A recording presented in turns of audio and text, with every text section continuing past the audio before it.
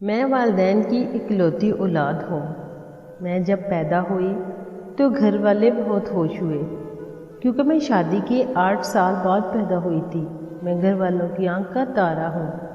بچپن سے ہی میں بہت خوبصورت ہوں، گول مٹول چہرہ، اوپر سے نیلی آنکھیں، گورا رنگ اور گال ایسے سرخ جیسے کندھاری انار ہوں۔ دیکھنے والے پہلی نظر میں مجھے ایک خوبصورت پٹھانی سمجھتے ہیں۔ جب بھی کوئی مہمان ہمارے گھر آتا تو وہ مجھے ضرور گود میں اٹھاتا کیونکہ میں بالکل گڑیا کی طرح لگتی تھی۔ جب میں 4 سال کی ہوئی تو گھر والوں نے مجھے شہر کے سب سے بہترین اسکول میں داخل کروایا۔ میں کلاس کی سب سے حسین لڑکی تھی۔ ایک تو میں حسین تھی اور اوپر سے ذہین بھی، اس لیے کلاس کی سب ٹیچرز مجھے بہت پسند کرتی تھی۔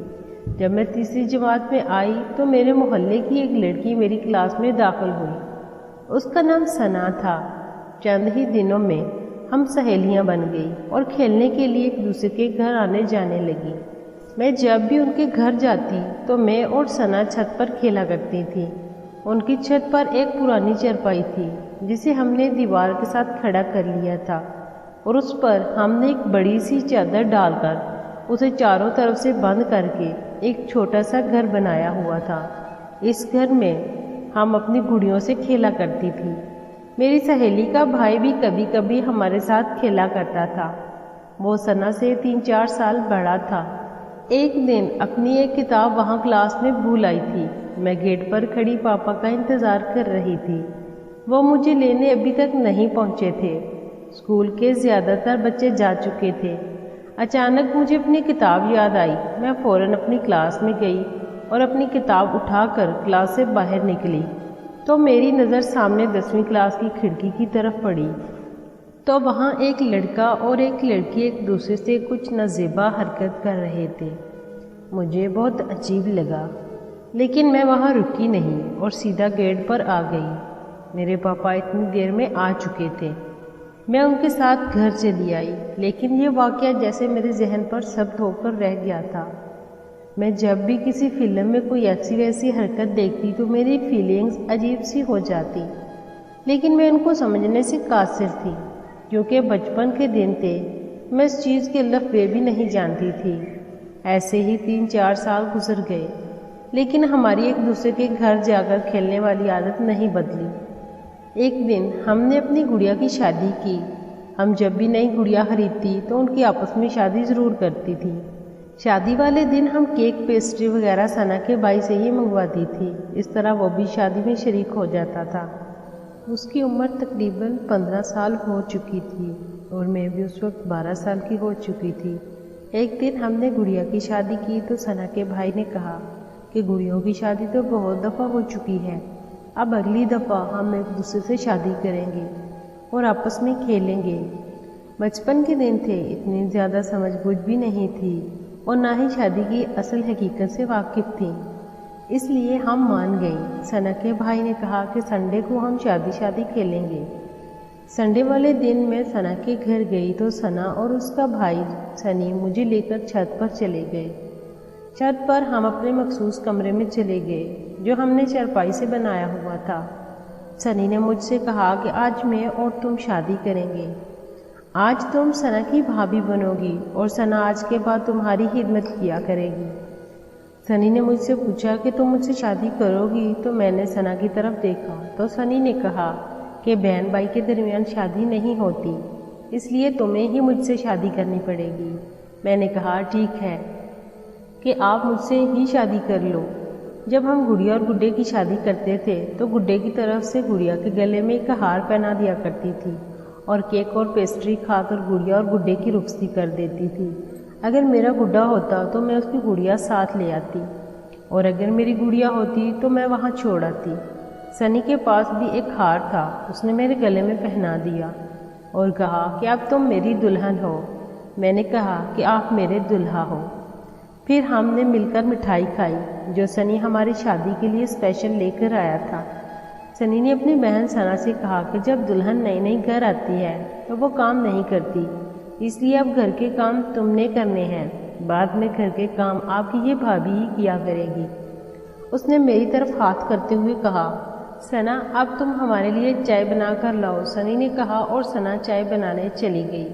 सना जैसे ही नीचे गई तो सनी ने कहा, दुल्हा और दुल्हन साथ सोते हैं, इसलिए आप मेरे साथ ही लेटा करोगी। अब मैंने भी मम्मा पापा के साथ कुछ फिल्मों में देखा था कि दुल्हा और दुल्हन अलग कमरे में इकट्ठे ही रहते हैं, लेकिन मुझे ये पता नहीं था कि वो अलग क्यों सोते हैं।